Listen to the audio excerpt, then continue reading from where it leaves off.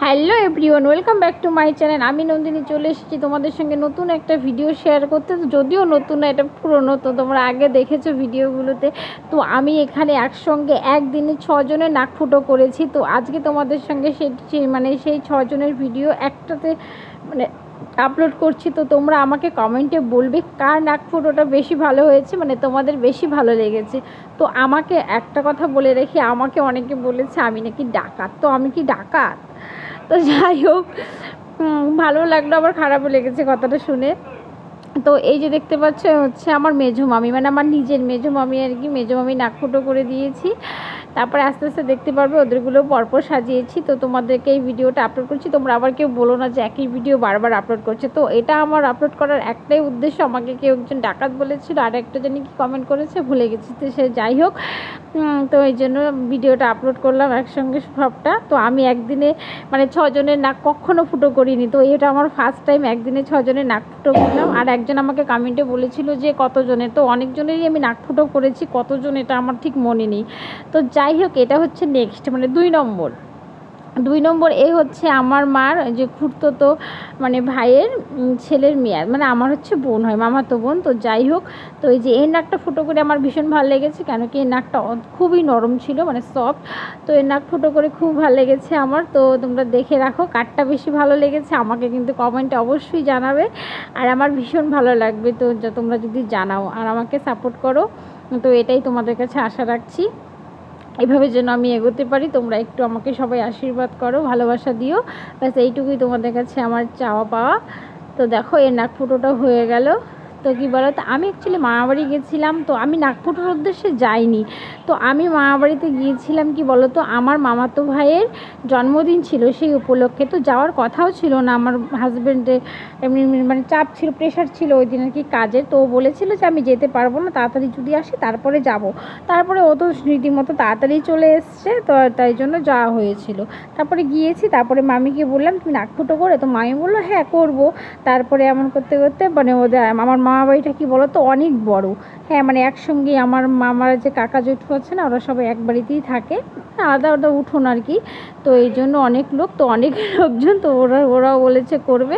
তো এই জন্য একজন একজন করে নাক ফুটো করে দিলাম। তো আরও ছিল করার মতো, তো আমার সময় ছিল না, বাড়িতে আসার তাড়া ছিল। তোমরা হয়তো ভিডিওগুলোতে শুনতেই পেয়েছো যে মা তাড়া দিচ্ছিলো, বাড়ি যাবি কখন, চল হ্যান ত্যান। আমার মার গরু ছাগল আছে, যার জন্য মা আর থাকতে চাচ্ছিল না। তো এই জন্য আমি আর ফুটো করিনি। নেক্সট টাইম ওরা অন্য দিন যাবো তখন ফুটো করব। আর এ হচ্ছে আমার মায়ের এক জেঠতো ভাইয়ের মেয়ে, তো এও আমার বোনই হয় সম্পর্কে। তো দেখো এর নাক ফুটো করে দিলাম। তো এর নাকটাও একটু শক্তই ছিল, খুব ব্যথা পেয়েছে। তো এক নাক ফুটো কান ফুটো করলে তো প্রচণ্ড ব্যথা লাগে। আমি কিছুদিন আগে 1 বছর হয়ে গেছে, আমার তল নাকটা ফুটো করেছিলাম। তো আমার খুব ব্যথা লেগেছিলো। আমি অ্যাকচুয়ালি করে দেই মানুষকে, কিন্তু আমার নিজের সময় কিন্তু খুব ব্যথা লাগে, আমি কিন্তু সহ্য করতে পারি না। তো যাই হোক, তোমরা আমাকে কমেন্টে অনেকেই বলো দিদি তোমার কান ফুটোর একটা ভিডিও দিও। তো অবশ্যই আমি একটা কান ফুটোর ভিডিও করার চেষ্টা করব। তো যাই হোক, তো এ হচ্ছে আমার আর একটা বোন, এ হচ্ছে কি বলো তো মামাতো বোন। তো এই মামিটা দেখতে পাচ্ছ ধরেছে, ওনারই মেয়ে। তো এই যে এর নাকটা ফুটো করে, এর নাকটাও নরম ছিল, এর নাকটা ফুটো করে আমার খুব ভালো লেগেছে। যেগুলো নরম কষ্ট হয়নি। আর শক্ত যাদের থাকে তাদের কি বলো তো, ওদের নাক ফুটো করতে না আমার ভয় লাগে, যদি সুচ ভেঙে যায় তখন কি একটা ব্যাপার হবে বলো তো, কেমন একটা বিশ্রী একটা কাণ্ড হবে। তো এর জন্য আমার না খুব ভয় লাগতো। তো আমি যখন নাক ফুটো করি তো সাহসিকতা দেখায়, কিন্তু মনে মনে তো ভয় লাগে আমার একটু একটু। তারপরে আবার একটা ভয় থাকে, পেকে ঠেকে যায়, যদি রগে ঠকে পড়ে তাহলে তো পেকে ঠেকে, রগ শিরা আর কি, শিরায় যদি পড়ে তা যদি পেকে ঠেকে যেতে পারে, যার জন্য এটাও একটা ভয় থাকে। তো যাই হোক, কিন্তু এদেরকে ফোন করে আমি জিজ্ঞেস করেছিলাম যে ঠিকঠাক আছে নাকি। বললো হ্যাঁ ঠিকঠাক আছে, শুকিয়ে গেছে। তো এখন নাকেরও পরে নিয়েছে কেউ কেউ।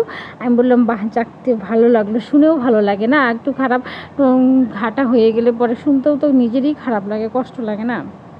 তো যাই হোক, এর নাক ফুটোটাও হয়ে গেল, বেশ ভালো মতনই হয়েছে। আর এইদিকে এখন হচ্ছে আমার মার এক জ্যাঠতো ভাইয়ের মেয়ে। তো এই যে দেখতে পাচ্ছ, এই যে নাক ফুটো করে দিচ্ছি আমি। এর নাকটা ফুটো করতে আমি যে কি ভয় পেয়েছি, আমার ভীষণ ভয় লেগেছিল।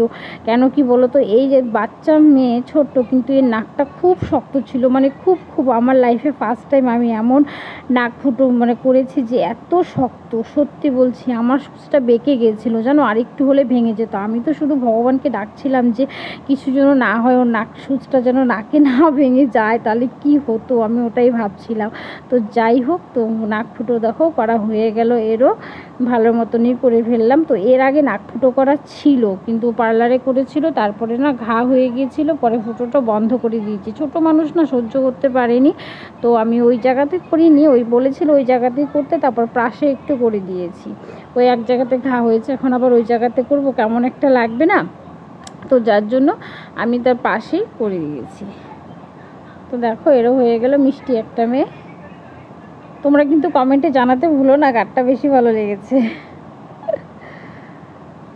তো যাই হোক, চলো এখন আর একজন বাকি আছে, আর একজনের করলেই তাহলে আমার শেষ, পরে রেডি হয়ে বাড়ি চলে যাব। তো আর এ হচ্ছে এখন যার ফুটো করব সে হচ্ছে আমার ওই যে বললাম না, মার খুঁড়তো ভাইয়ের মানে ছেলের বউয়ের।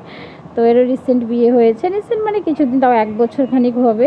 তো এই যে ফুটো করতেই চাচ্ছিল না, তো এই যে দেখো একে আমি জোর করে দিয়েছি বলতে পারো, একে আমি একমাত্র জোর করেছি, আর আমার মামিকে আর বাকিদেরকে জোর করিনি। তো একে জোর করে ফুটো করে দিলাম। তো একটুও কাঁদেনি, সবাই একটু না একটু চোখের জল পড়েছে, বাট এর একটুও চোখের জল পড়েনি, খুবই সাহসী।